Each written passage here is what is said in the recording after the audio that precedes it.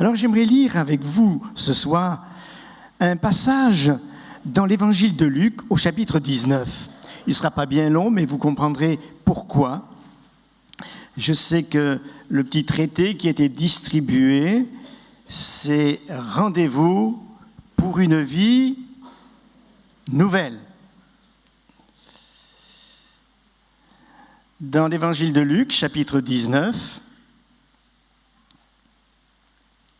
Jésus, étant entré dans Jéricho, traversait la ville. Et voici, un homme riche, appelé Zachée, chef des publicains, cherchait à voir qui était Jésus.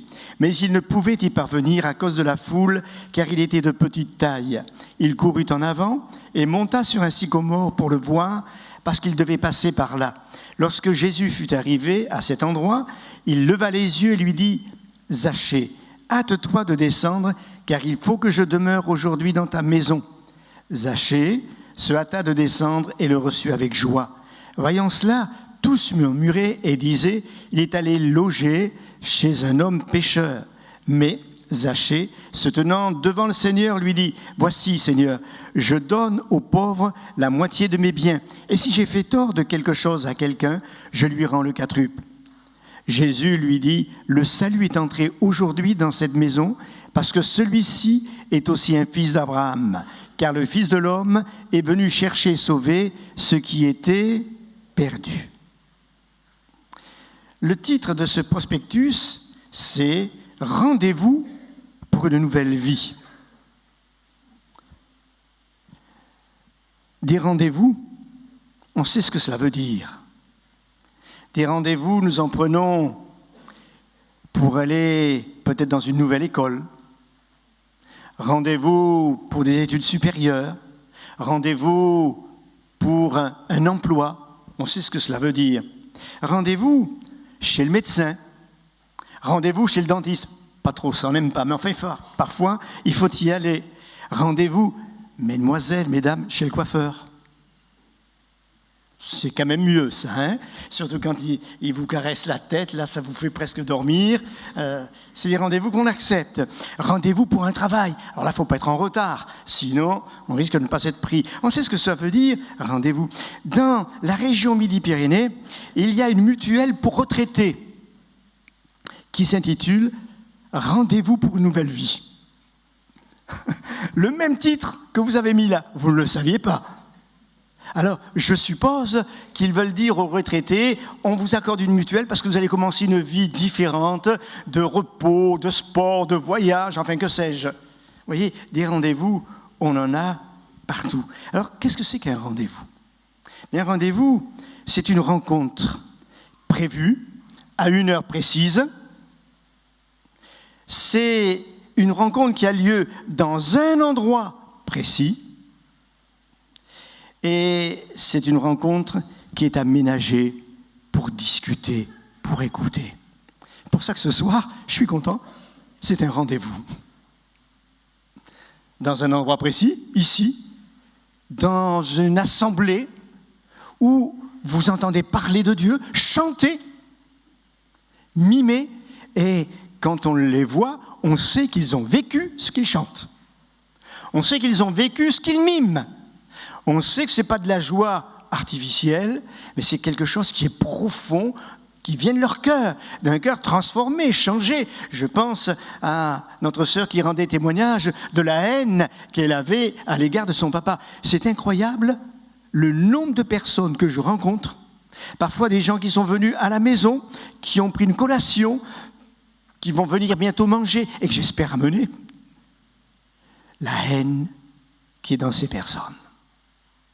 Tous ont vécu des choses terribles, pour ne pas dire horribles, et ça les a marqués. Et ce n'est pas avec le temps que ça passe. Oh, avec l'âge, ça passera. Non, pas du tout. Avec le temps, ça se durcit. Avec le temps, la haine, elle devient violente. Et les gens en ont après tout le monde sans comprendre pourquoi. La raison est simple, c'est que la haine ne reste jamais stagnante. Elle grandit, elle grossit au fur et à mesure que nous prenons des années. Alors, pourquoi ai-je pris ce texte ? Eh bien, je vais vous donner le contexte de ce récit. Jéricho, c'est la dernière fois que Jésus va traverser Jéricho. Parce qu'ensuite, il monte à Jérusalem, et là, il sera crucifié. Donc, c'est une occasion. Est-ce qu'il y aurait un rendez-vous à Jéricho? Parce que partout où Jésus passait, il se passait quelque chose, des miracles, des changements, des conversions, des délivrances, des libérations. Est-ce qu'il va se passer quelque chose à Jéricho? Il faut dire que Jéricho, c'est la ville la plus basse. Moins 400 mètres au-dessous du niveau des mers. Jéricho était au bord de la mer Morte, mais la mer Morte est à moins 400 mètres du niveau des océans et des mers. Mais par tout cela, c'est surtout la plus basse moralement, mentalement. C'est, quand on regarde Jéricho dans l'Ancien Testament, c'est la ville qui a voulu empêcher Israël de pénétrer dans son pays, etc. Enfin, c'est une ville qui est basse. Quand Jésus parle, lorsqu'il donne une parabole, il dit « Un homme descendait de Jérusalem, la ville du grand roi, la ville éternelle, la ville spirituelle. » Elle descendait vers Jéricho pour les plaisirs. C'est une ville la plus basse. Et ce qui est étonnant, c'est que dans cette ville la plus basse, il y a un homme, un des plus petits. Alors ne me regardez pas, je ne suis pas le plus petit. Si j'ai bonne mémoire, la semaine dernière, l'homme le plus petit du monde est mort. Vous vous souvenez de cela? Vous vous souvenez combien il mesurait? 67 cm. Il est mort, il était jeune d'ailleurs, il est décédé. C'est l'homme le plus petit. Vous voyez que je suis grand. Mais il était le plus petit, Zachée.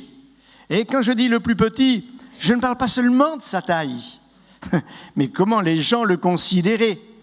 C'était un des plus bas, dans la ville la plus basse, un des plus petits et un homme des plus bas. Pourquoi? Parce qu'il travaillait il était un collaborateur avec les ennemis d'Israël. C'était un collaborateur des Romains. Il faisait payer les taxes, les péages à l'entrée de la ville, à la sortie. Peut-être d'ailleurs, il se peut que les disciples, en passant à Jéricho, aient payé eux-mêmes une taxe. C'est possible. Et il était là, alors travaillant pour le compte des Romains, et en plus, la Bible nous apprend, c'était le chef des plus bas. Ça veut dire qu'il est encore plus bas que les autres. Ça, c'est Zachée. C'est étonnant. Jésus passait par Jéricho. C'est la dernière visite qu'il faisait. C'est là qu'il a rendez-vous avec un personnage, car il sait qu'il y a dans cette ville un homme rejeté, un homme qui a besoin de la grâce de Dieu. Et quand nous entendons les témoignages, quand nous voyons le mime, certains pensent qu'ils méritent que Dieu s'intéresse à eux. Nous ne méritons rien. Ni moi, ni vous. Parce qu'à côté d'une bonne œuvre que nous avons faite, il y en a des milliers de mauvaises que nous avons également faites. Que le Seigneur nous apprenne ce soir. C'est la grâce de Dieu. Alors, il rentre dans Jéricho. Et à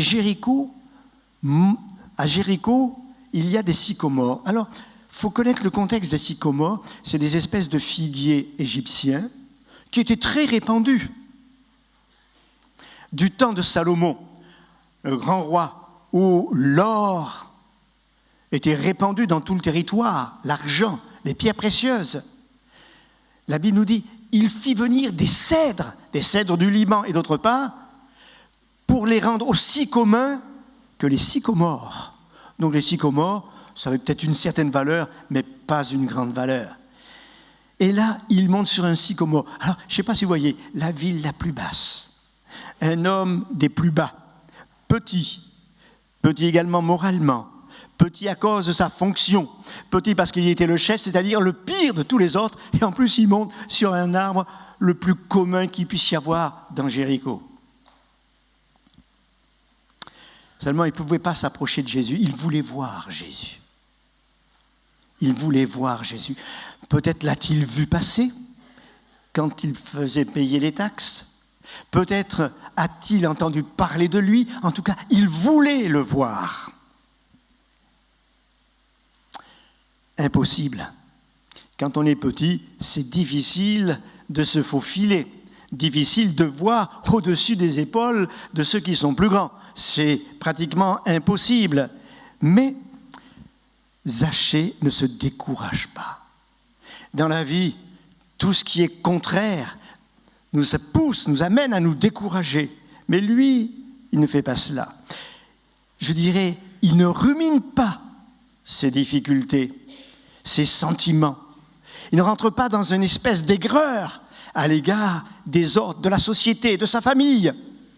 Pas du tout. Certaines traductions traduisent par « il dit, il faut que je le voie ». Il faut que je le voie. Et j'ai aimé cette expression, cette traduction, parce que Jésus dira « il faut que j'entre dans ta maison ». L'un dit « il faut que je le voie » et l'autre lui dit « il faut que je vienne dans ta maison ». Voilà le rendez-vous. Et ce soir, c'est peut-être la même chose pour quelqu'un ici. Tu es là avec un passé, tu es là même avec un passif, et tu dis, il faudrait que je ressente quelque chose, il faudrait que je le voie, il faudrait qu'il se passe quelque chose. Et lui, il te dit, je t'ai donné rendez-vous, parce qu'il faut que j'intervienne dans ta vie. Il faut que je passe dans ton existence. Il faut que je fasse une rencontre avec toi. Non pas que tu aies une nouvelle religion, mais des religions, il y en a tant et plus. Je crois, si j'ai bonne mémoire, qu'au Japon, il y a combien ? 6 millions de religions. Avant de trouver la bonne, 6 millions de dieux. Alors, avant de trouver le bon.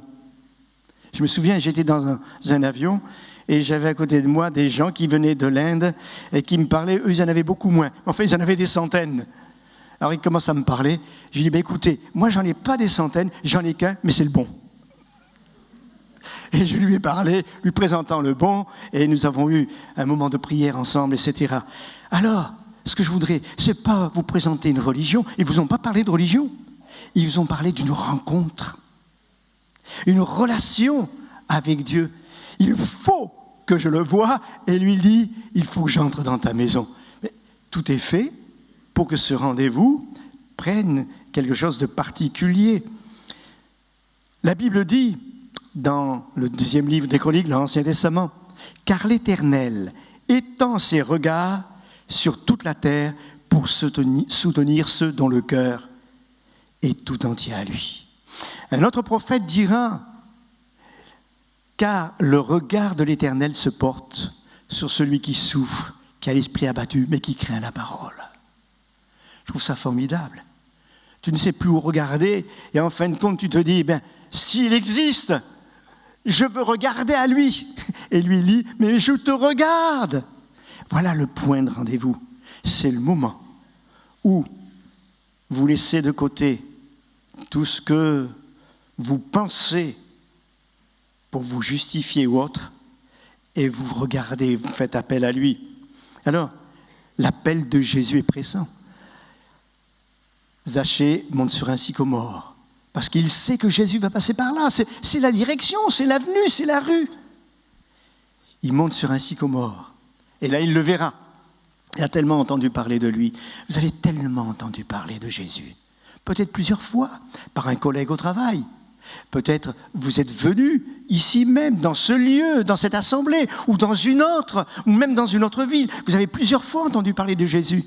Mais il faut une rencontre ce soir. C'est le moment, c'est le rendez-vous. Jésus passe et il arrive, puisque Zachée avait bien prévu l'itinéraire. Jésus arrive près du sycomore, il s'arrête. Zachée, hâte-toi de descendre. C'est le lieu de rendez-vous. Il faut que maintenant, tu donnes ta vie à Jésus. Et si je peux me permettre, je reprendrai ces paroles de la part de Jésus à votre égard. Hâtez-vous de rencontrer de Jésus. Hâtez-vous de lui donner votre cœur. Hâtez-vous de venir vers lui maintenant, de vous abandonner, comme nous l'avons entendu il y a quelques instants lors d'un témoignage. Et la Bible nous dit, Zachée se hâta de descendre. Il répond, c'est simple, il faut que je le voie, il faut que tu descendes. Hâte-toi de descendre. Il se hâte de descendre. C'est tout simple, il semble que ça coule de course. Ça coule, de source. C'est la rencontre. Bien sûr, Zachée a de quoi se sentir humilié. Là, tout le monde le reconnaît. Tout le monde sait qui il est. Tout le monde le voit perché dans son arbre. C'est un peu humiliant, qu'est-ce que vous en pensez? Pour quelqu'un qui est au-dessus des autres, c'est humiliant. Mais c'est la rencontre avec Jésus. Et c'est tout ce qui compte. Que les gens pensent, disent ce qu'ils veulent, ça n'a pas d'importance. Ce qui est important, c'est de rencontrer Jésus. Avoir ce rendez-vous avec Jésus qui changera la vie. Et les conséquences, elles sont simples. Comme il reçoit Jésus chez lui, il obéit. Jésus lui dit, je rentre chez toi, je rentre maintenant en toi. Est-ce que tu veux obéir à Jésus et lui dire, je te reçois Seigneur, viens. Parfois nous avons chanté ce chant très simple, viens dans mon cœur, Seigneur Jésus. C'était simple, mais le Seigneur vient, on l'invite, c'est l'obéissance. Et quand il le fait, sitôt après, il a de la joie. Et ça, c'est la rencontre avec Jésus qui produit cette joie. Tant que je conserve mes péchés, mon esclavage, mes chaînes, tant que je considère ma haine, mes rancunes, tant que je considère tout cela, je ne peux pas avoir la joie. Mais une fois que j'abandonne tout au Seigneur, dès l'instant où Jésus vient dans un cœur, il y a la joie. Zachée le reçut avec joie. Et puis, quand on reçoit Jésus, eh bien, il y a automatiquement des réparations qui se font. Des restitutions. Moi, je me souviens, quand j'ai reçu Jésus dans mon cœur, j'étais dans le midi de la France, j'ai vécu une certaine partie de ma vie à Paris, et quand j'ai commencé à travailler, j'avais 15 ans et demi, quand j'ai commencé à travailler, mon premier salaire, j'en ai profité pour me payer un voyage, aller à Paris, où j'avais une sœur aînée qui habitait, que je n'avais pas revue depuis l'âge de 8 ans et demi. Donc j'avais 16 ans quand j'y suis allé, puisque j'ai travaillé à 15 ans et demi, et surtout pour rembourser un commerçant que j'avais volé. Bien sûr, s'il m'avait demandé peut-être des intérêts, mais quand je suis arrivé dans le quartier, et je me souviens, 14e arrondissement à Paris, rue du Texel, l'angle, c'était une épicerie, mais elle n'existait plus. Mais c'était en moi, je voulais restituer. Il y a parfois des réparations à faire. Aller demander pardon, ou dire à quelqu'un « je te pardonne », ou restituer des choses. C'est ça, une nouvelle vie avec Jésus. Et en plus, Zachée dira, si j'ai fait tort à quelqu'un, je lui rends le quadruple. Et il dit, et là c'est un cœur généreux qui parle, il dit, je donne la moitié de ce que j'ai à ceux qui sont dans le besoin. Et quand on connaît Jésus, il y a une générosité dans le cœur. Ce n'est pas toujours quelque chose de matériel, mais une générosité. On donne de son temps, on donne de son talent, on donne de la joie, on donne un tas de choses pour glorifier Jésus qui a changé nos vies. C'est ce que Zachée a fait. C'était pour lui une rencontre formidable, un rendez-vous qu'il ne pouvait pas oublier. C'était une nouvelle vie pour lui et pour les autres. Sa relation n'est plus la même. C'était plus le bandit, c'était plus celui qui était avec les Romains, c'était plus le chef des pires, c'était un être nouveau. Rendez-vous avec Christ amène une nouvelle vie.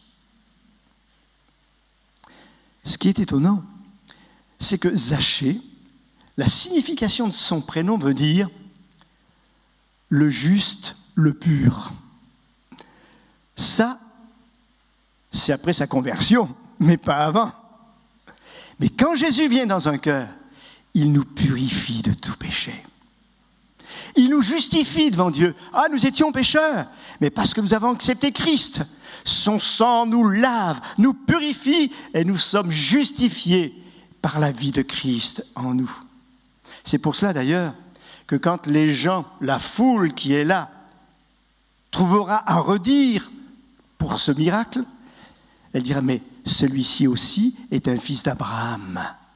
C'est un homme qui a besoin d'être sauvé, un homme qui a besoin de croire et d'avoir son nom inscrit dans le livre de vie. D'ailleurs, je ne comprends pas, personnellement, pourquoi la foule peut réagir de cette manière-là. Avant, elle connaît Zachée, elle le prend pour un imposteur, pour un voleur, pour un misérable, etc. Jésus fait un miracle, et ils disent, mais qu'est-ce que tu es venu accomplir? Pourquoi tu t'occupes de cet homme alors qu'ils viennent de le transformer? Vous voyez, Zachée, il a eu plus de courage pour s'approcher de Jésus que de la crainte des hommes qui l'entouraient. Et je pense à bien des personnes que le Seigneur appelle, que le Seigneur veut sauver. Jésus nous donne des rendez-vous. En tout cas, c'est peut-être un petit peu hors contexte, mais vous savez qu'un jour nous aurons rendez-vous. Il y a un chant que nous chantions quand j'étais jeune, alors vous voyez que ça ne date pas d'aujourd'hui. Serez-vous avec nous au divin rendez-vous? C'est un chant ancien, ça. Un jour nous aurons rendez-vous devant lui dans le ciel. Est-ce que tu y seras? Est-ce que vous y serez? Pense à cet homme que j'ai rencontré, qui s'appelle Lucien, de son prénom, qui a écrit d'ailleurs un livre, qui vit dans la région lyonnaise. Il est né en Afrique du Nord. Il avait une certaine religion qui l'a déçu. Il a vu des choses qu'il n'aurait pas dû voir quand il était enfant. On lui a même tiré dessus sans le toucher, mais il a vu quelqu'un mourir. Cet homme avait une haine dans son cœur. Et puis il a pratiqué les sciences occultes. Il s'est mis dans la magie. Sa vie est devenue un enfer. Non seulement cela, mais il s'est mis à pratiquer les arts martiaux, non pas pour se défendre, mais pour être violent, pour attaquer, pour faire du mal. C'est lui qui le dit. Et il a été touché d'une grave maladie de rein. Ça fait des dizaines d'années. La science n'avait pas encore peut-être tous les moyens pour guérir comme nous les connaissons, quoique elle était également limitée. Et un soir, il n'en pouvait plus. Des fois, quand il s'est marié, mais c'était un enfer chez lui. Et quand les crises le prenaient, il tapait contre les murs, il se tapait la tête, il hurlait. Il était dans un immeuble et les gens ne pouvaient plus le supporter. Et un soir, il était là, il souffrait dans son appartement. Et il criait entre 22 heures et 24 heures. Il tapait la tête contre les murs, il pleurait. Il a dit ceci: Dieu, si tu existes, sauve ma vie, révèle-toi à moi aujourd'hui. C'était 24 heures. Donc le lendemain, on le piquait à la morphine, on le piquait de toutes sortes de choses, rien n'y faisait. Et ce matin-là, il est hospitalisé à Lyon.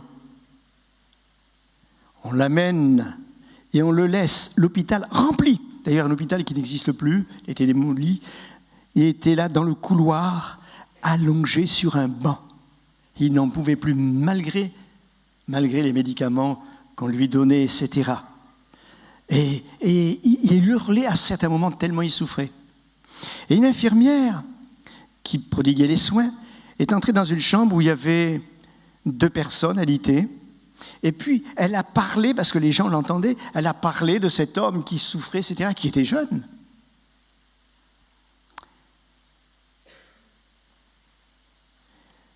Et ce garçon qui était là, qui écoutait, lui a dit, écoutez, moi, je dois rester encore quelques jours, il n'y a plus de place, je lui donne ma place, je rentre chez moi. Mais non, il faut que vous restiez encore, je lui donne ma place. Il venait d'être opéré, je crois, de l'appendicite, si j'ai bonne mémoire. Et il s'est levé et il a fait venir ce monsieur à sa place. On a changé les draps, on l'a mis dans son lit pour qu'il soit soigné. L'autre n'en revenait pas. Et puis ce jeune homme, 24 ans, est parti, est rentré chez lui. Lucien disait, moi à sa place, je n'aurais pas laissé mon lit. Mais le jeune homme est revenu l'après-midi. Il est revenu avec un livre. C'est pas Tintin, ni Astérix, mais il est venu avec un Nouveau Testament, en lui demandant de le lire. Et il est resté cet après-midi-là, parce que c'était un chrétien, ce jeune homme, il est resté de l'après-midi jusqu'à 21h, à l'hôpital, à parler avec lui. Alors, au bout d'un moment, l'infirmière lui dit, il faut partir maintenant, tout le monde a besoin de dormir, il ne faut plus parler. Il a dit, permettez que je prie avec lui. Et il a prié. Et là, il s'est passé quelque chose. Et puis, ce jeune homme est parti. Ce jeune homme qui avait dit à cet homme, Dieu vous aime. Il n'aimait personne, il ne s'aimait même pas lui-même. Il n'aimait même pas sa femme. Il se demande comment elle a pu le supporter. Dieu vous aime. Vous comprenez pourquoi je vous demande toujours, Dieu vous aime toujours? Oui. Et rien ne séparera de son amour. Puis, à 21h, il a prié pour lui. Et après la prière, il est parti. Et là, dans son être intérieur, Lucien a entendu une voix qui lui a dit, toi, à minuit, aujourd'hui tu as prié, aujourd'hui je me révèle à toi. Cet homme s'est converti. L'homme érudit, qui est devenu chrétien, qui a servi Dieu et qui sert Dieu, toujours dans la région où il est, dans des endroits où on l'appelle. Et je me souviens de l'église où je l'ai vu. Dans cette église, le pasteur me disait, moi, quand je fais une mission d'évangélisation, j'invite pas un frère à prêcher, quoique j'étais là cette fois-ci, mais il me dit, je demande à Lucien d'apporter la parole. C'est un évangéliste, avec un amour, une compassion, une passion pour Christ, transformé. Il a eu ce rendez-vous entre ce jeune homme dans un hôpital et lui. Et Dieu l'a changé pour une vie nouvelle. Que Dieu soit béni. Il est toujours en vie. D'ailleurs, il a écrit un livre, etc. Je crois que Dieu nous donne des rendez-vous. Et je suis sûr que Dieu a donné des rendez-vous ce soir à certaines personnes. Je pense, quand nous étions dans la région parisienne, ça nous rappelle des souvenirs avec notre frère Daniel et Chantal, même voire d'autres. Et un jour, je reçois un coup de fil. C'était pas le portable, ça n'existait pas encore. C'était à la maison, je reçois un coup de fil. Alors, la personne appelle, mais elle ne dit rien. Je dis « Allô ?» Elle me dit « Vous êtes un monsieur ?» Ben, je dis « Oui. » « Ah bon ?» Elle était toute étonnée. Alors, je ne comprenais pas ce qu'elle voulait dire.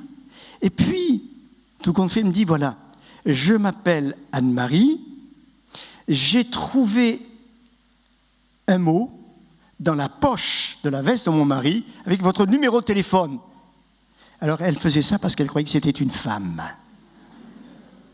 Parce qu'elle connaissait son mari et le fêtait. Il avait une vie, ce n'est pas à moi de juger. Elle me dit, est-ce que je pourrais vous voir ?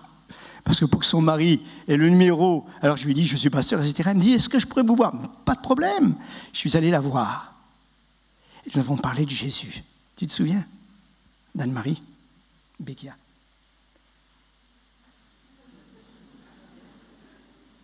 Formidable. Elle me dit, mais mon mari m'a fait une fille et une belle petite à l'époque. Puis il allait d'un endroit dans un autre. Et un soir, il était passé à l'église comme ça. Et il s'était passé quelque chose. Mais il n'avait pas donné son cœur à Jésus. Il n'avait pas invité Jésus. Et je lui avais dit, écoutez, je vous donne mon numéro de téléphone. Si un jour vous avez besoin, vous m'appelez. Alors ce n'est pas lui qui m'a appelé, mais c'est elle, sa compagne. Elle pensait que c'était pour autre chose. Et là, nous avons parlé. Elle est venue. Elle s'est convertie. Et Daniel, le pasteur, la connaît. Ah, le Seigneur a touché. Il y avait un rendez-vous.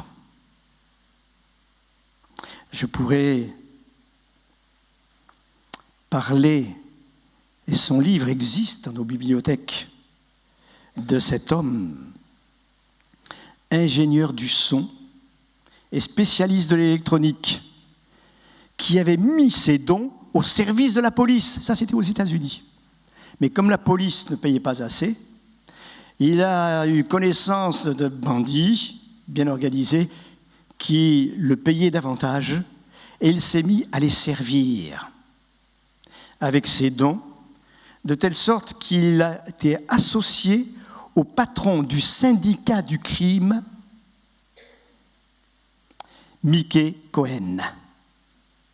Ça, c'était dans les années 1949, 1950, 1945.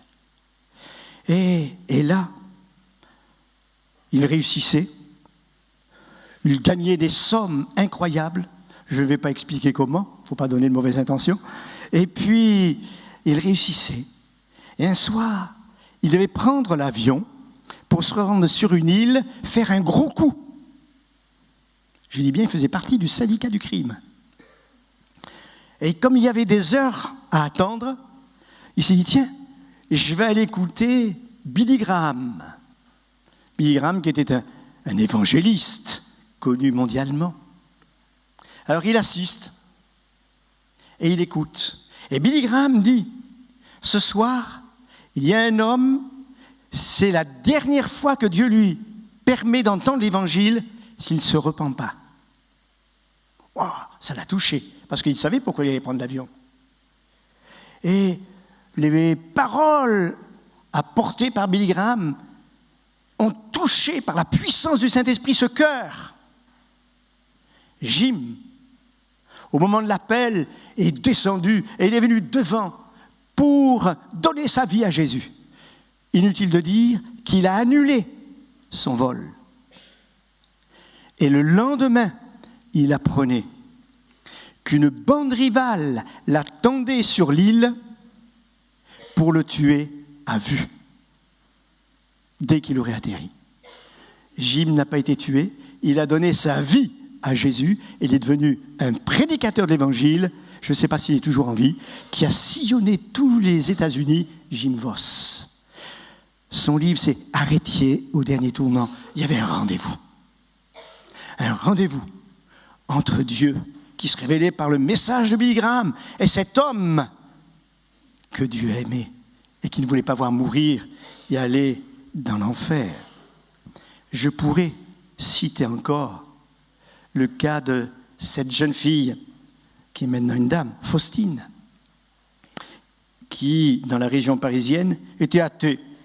Un jour, quelqu'un lui avait donné une Bible, elle l'a brûlée. Pour vous dire qu'elle ne voulait rien de Dieu. Mais, ça c'était à l'âge de 14 ans. Elle a commencé à vivre quelques années de plus, et puis là, il y a toutes sortes de questions sur l'existence, sur bien des choses qui sont venues à son esprit. Et elle se posait des questions. Elle prend le métro. Normal, à Paris, il n'y avait pas de grève. Pour aller à un cours de boxe. Je ne dis pas que c'est chrétien, bien qu'il y a plus de joie à donner qu'à recevoir. Mais elle prenait des cours de boxe. Elle monte dans le métro, elle s'assied sur un siège et à côté, un petit feuillet d'un calendrier évangélique. Je ne vais pas donner le nom pour ne pas faire la propagande, mais c'est très bien. Elle prend ce feuillet. Waouh! Un feuillet qui parlait de toutes les questions qu'on peut se poser et auxquelles Dieu peut répondre. Alors vous imaginez un petit peu? Ça l'a amenée à réfléchir. Elle prend son cours de boxe, elle rentre chez elle. Le lendemain, elle reprend le métro. Pas dans la même direction. Elle s'assied sur un siège, un autre feuillet de calendrier. Je ne dis pas que c'est la suite, mais en tout cas, ça a touché son cœur. Vraiment les touché. Elle sort du métro. Elle est dans la rue, dans une avenue de Paris. Il y avait des gens qui rendaient témoignage. Il y a une Américaine qui s'approchait d'elle. Elle lui dit « Connaissez-vous Jésus ?» Non. Elle lui parle de Jésus. Elle lui partage son témoignage. Elle l'amène à l'église. Faustine est convertie. Je crois que Dieu a des rendez-vous. Peut-être quelqu'un est là ce soir parce qu'une personne, un chrétien l'a invité ou parce qu'elle a trouvé un prospectus, que sais-je. Moi, je crois que Dieu a des rendez-vous. Et ces rendez-vous, il ne faut pas les louper. Si vous loupez un rendez-vous pour votre travail, vous risquez de ne pas avoir de travail. Il ne faut pas manquer son rendez-vous avec Dieu. Qui sera le plus fort ce soir? Alors que vous savez, vous ressentez, déjà peut-être plusieurs personnes vous ont parlé, vous ressentez le besoin de donner, de confier votre vie à Jésus, de changer de vie. Vous en comprenez la nécessité, vous le ressentez au plus profond de vous-même. Mais vous avez peur que vont dire les autres, que vont dire les copains, les copines, les amis, les collègues. Vous avez peur de cela. Faites comme Zachée. Peu importe ce que la foule pensait, son désir de voir Jésus, il faut que je le voie, a été plus fort que les obstacles qui se sont dressés. Est-ce que ce soir, cette soif de rencontrer Jésus peut être plus forte que tes problèmes, que ta famille, que ton emploi, que tes camarades qui peut-être t'entraînent de plus en plus bas vers les tourments? Est-ce que ce désir de voir Jésus sera le plus fort? Il est un lieu de rendez-vous. C'est au Calvaire. Au Calvaire, Jésus est mort pour toi. Au Calvaire, Jésus a donné sa vie pour que toi, tu n'aies pas à mourir dans le péché et que tu sois condamné dans l'enfer. Au Calvaire, il a pris tous tes sentiments mauvais, il a pris toutes tes souffrances morales, mentales, spirituelles. Il a pris tous tes péchés pour que tu commences une nouvelle vie avec lui. Au Calvaire, son sang a coulé pour te pardonner. Voilà le rendez-vous de Jésus. Et il veut te dire ce soir, hâte-toi de descendre de ton piédestal. Hâte-toi de descendre de tes folies dans toutes tes pensées. Hâte-toi de descendre de ton orgueil. Hâte-toi de descendre de toutes ces choses-là. Chacun, nous avons notre arbre sur lequel nous montons pour nous élever. Hâte-toi de descendre. Parce qu'il faut que je rentre dans ta maison rapidement. Est-ce que tu veux donner ta vie à Jésus ce soir? Est-ce que tu veux qu'il te libère? Est-ce que tu veux que les chaînes tombent? Est-ce que tu veux que la haine s'en aille, comme le disait si bien notre sœur tout à l'heure? J'ai connu des gens qui avaient de la haine. J'ai vu des gens avec des pistolets qui m'ont dit froidement « j'aurais tué ». Et j'en connais. Et certains annoncent l'évangile maintenant. J'en connais. Et tu en connais aussi. Notre frère, le pasteur Daniel Joux, peut vous le certifier. Il connaît cet homme-là, rempli de haine. La première visite, il est venu, il m'a remis dans un sac son pistolet avec toutes les balles dedans. Et il me disait, j'en aurai plus besoin. Oui, une rencontre avec Jésus, c'est un rendez-vous extraordinaire. Un rendez-vous. Et vous remarquerez, c'est pour une vie nouvelle.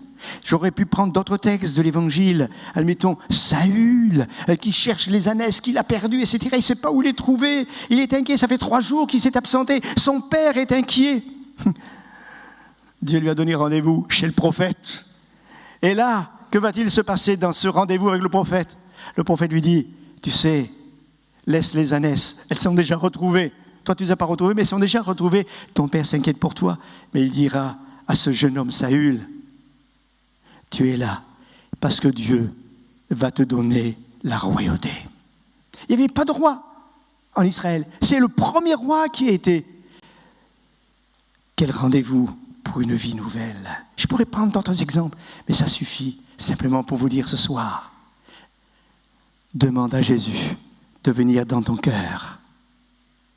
Et lui, non seulement il viendra, mais il te préparera une place dans son royaume. La vie avec Jésus ici-bas sera transformée, formidable.